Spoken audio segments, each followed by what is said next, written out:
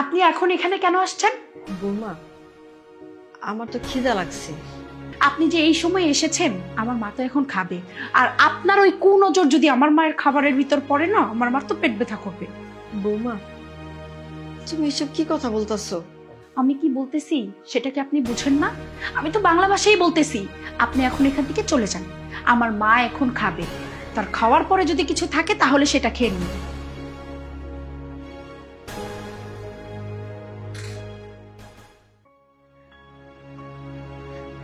মাইভা,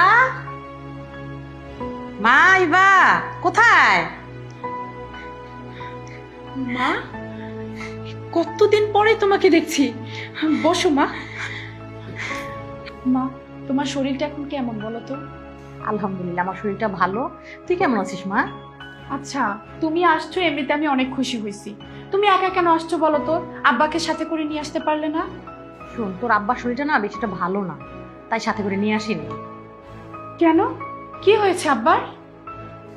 শোন মা, বেশি কিছু না, এমনি তোর আব্বা ঠিক মতো খায় না তো, সেজন্য বুকে না একটু ব্যথা। মা, তুমি কি আব্বার ভালো মতো টেক কেয়ারটা করতে পারো না? হ্যাঁ, তুমি সারাটা দিন করোটা কি আমাকে সেটা বলো তো। আরে আমি তো খেয়াল রাখি, তোর আব্বা কি আমার কোনো কথা শুনে? যদি কথা শুনতো তাহলে না এরকম হতো না তোর আব্বা। তা তুমি আমাকে আগে কেন জানালে না যে আব্বা এতটা অসুস্থ? তোকে জানাইনি, তুই তো চিন্তা করবি সেজন্য। তাহলে এখন কি আমার চিন্তা হচ্ছে না? এটা তো অনেক বড় একটা চিন্তার বিষয়। আচ্ছা যাই হোক, বাদ দাও। মা, বাকি কথা এখন পরে হবে। চলো তো তোমাকে খাবার দিই, এসো। ঠিক আছে, চল।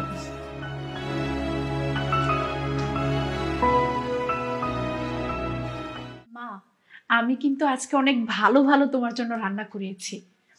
তাহলে আগে খেয়ে নাও, তারপর আবার বাদ বাকি কথা বলবো। আচ্ছা ঠিক আছে। আম্মা, আপনি এখন এখানে কেন আসছেন? বৌমা, আমার তো খিদা লাগছে। আপনার এত ক্ষুধা কেন লাগে? হ্যাঁ, আমি তো সেটাই বুঝি না।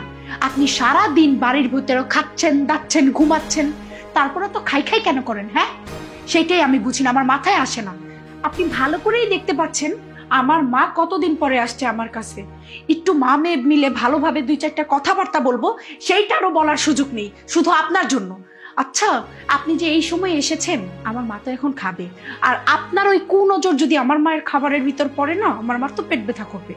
বৌমা, তুমি এসব কি কথা বলতেছো? আমি কি বলতেছি সেটা কি আপনি বুঝেন না? আমি তো বাংলা ভাষাই বলতেছি। আপনি এখন এখান থেকে চলে যান। আমার মা এখন খাবে, তার খাওয়ার পরে যদি কিছু থাকে তাহলে সেটা খেয়ে নিন।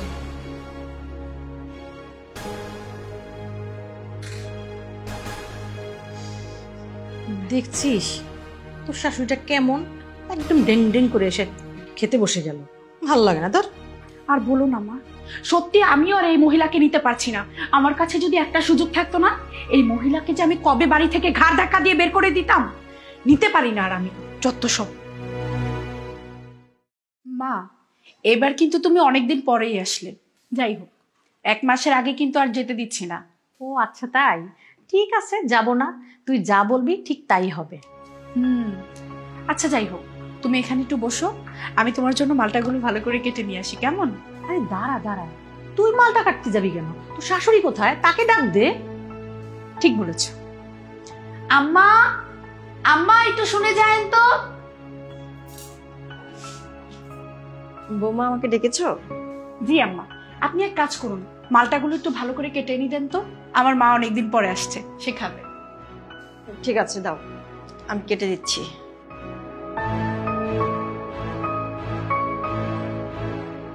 এই, তোর শাশুড়ি কেমন ভাবে তাকাইলো, তাই না? আমিও খেয়াল করেছি, বাধ্য বৃদ্ধ মহিলা। আচ্ছা বাদ দে এসব কথা। তোর সংসারটা কিন্তু খুব সুন্দর সাজাইছিস। আসলে বাসায় এত কাজ, এই জন্য আমি না আসতে পারি না। আমি তো ভালো করেই জানি, বিয়ে দিয়েছো নাকি পর করে দিয়েছো সেটা তুমিই জানো। না মা, মেয়ে কখনো মায়ের কাছে পর হয় না, জানো না তুমি? আমার সোনা মেয়ে। আচ্ছা শোন, তোকে কি বলি, আসার সময় বাজার থেকে একটা বড় দেখে রুই মাছ নিয়ে আসবি, আর 4টা দেশি মুরগি নিয়ে আসবি, বুঝলি? আচ্ছা ঠিক আছে তাহলে। কি হয়েছে, কার সাথে কথা বলতেছো ফোনে? তুমি কি জানো আজকে মা আসছে? আমার শাশুড়ি কোথায়? হয়তো বেডরুমে বসে আছে। ড্রয়িং রুমে বসে আছে কেন? কিন্তু একটা সমস্যা হয়ে গেছে। কি সমস্যা? মা যে আসছে, সে ঘুমাবে কোথায়? ও, ঘুমাবে কোথায় সেটাও তো একটা কথা। আমাদের ফ্ল্যাটে তো হচ্ছে যে রুম দুইটা, বেডরুম। একটাতে তুমি আমি থাকি, আর একটাতে হচ্ছে আমার মা থাকে। ঠিকই তো। আচ্ছা, কি করা যায় বলো তো? শোনো, আমার মা এ বাড়িতে এসেছে কয়েকদিনের মেহমান হয়ে। তোমার মা তো সবসময় বাড়িতে থাকে। তোমার মাকে বলো কয়েকদিনের জন্য সে যেন ম্যানেজ করে, সে যেন ড্রয়িং রুমে বিছানা করে শুয়ে পড়ে, আমার মা বেডে শোবে। কি বলতো সাবল তাবল তুমি? তোমার কি মাথা ঠিক আছে? আমার মা ফ্লোরে শোবে কেন? সে অসুস্থ মানুষ, আর ফ্লোরে শীতের দিন, এখন হলো ঠান্ডা। না না না, এটা সম্ভব না। আমার মা ফ্লোরে শুতে পারে না। তাহলে তাহলে তুমি কি বলতে চাচ্ছ, আমার মা ফ্লোরে শোবে? না না, সেটাও তো কথা। আমার শাশুড়ি মানে তোমার মা, সে কেন ফ্লোরে শোবে? আচ্ছা, আমার না মাথায় ঢুকতেছে না। আচ্ছা, এক কাজ করি, তোমার মা আর আমার মা মোটামুটি খাটটা তো বড়, দুজন একসাথে শেয়ার করে থাকুক। কি তুমি কি বলছো এসব? আমার মা শোবে তোমার মায়ের সাথে, তাই না? তোমার মায়ের শরীরে হচ্ছে দুর্গন্ধ, তার সামনেও যাওয়া যায় না। আর আমার মা কিনা তোমার মায়ের সাথে শোবে, তাই না? অসম্ভব। আমার মা তোমার মায়ের সাথে শুতে পারবে না। চুপ, একদম চুপ। আর একটা কথা বলবা না আমার মার সম্পর্কে। তুমি আর একটা বাজে কথা বলবা না। তুমি যদি আর একটা বাজে কথা বলো, আমি ভুলে যাব তুমি আমার ওয়াইফ। কি করবে, কি করবে তুমি? হ্যাঁ, দেখো, বাসার মধ্যে মেহমান আসছে, আমি তোমার সাথে ঝগড়া করতে চাই না। মাও আমার, শাশুড়িও আমার। আমি ভালো কথা বললাম যে খাটের মধ্যে যেহেতু আমার মা থাকেন, তোমার মা যেহেতু আসছে, দুজনে মিলেমিশে থাকলে সমস্যাটা কি? আর তুমি কি বলতেছো আমার মার শরীরে দুর্গন্ধ? আচ্ছা, এটা কি তোমার মুখে শোভা পায়? তুমি একটা শিক্ষিত মেয়ে হয়ে তুমি এই কথাটা কিভাবে বললা আমার মার সম্পর্কে?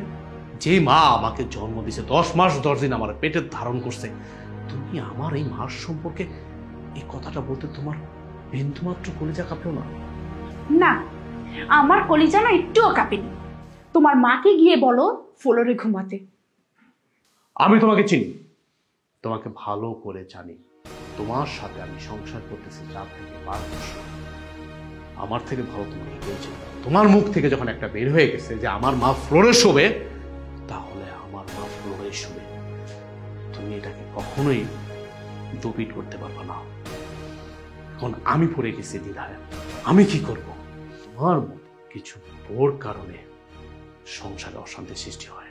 তুমি কি মনে করছো আমি কি ওই 10টা স্বামীর মতো যে কিনা বোর কথা উঠে আর বসে?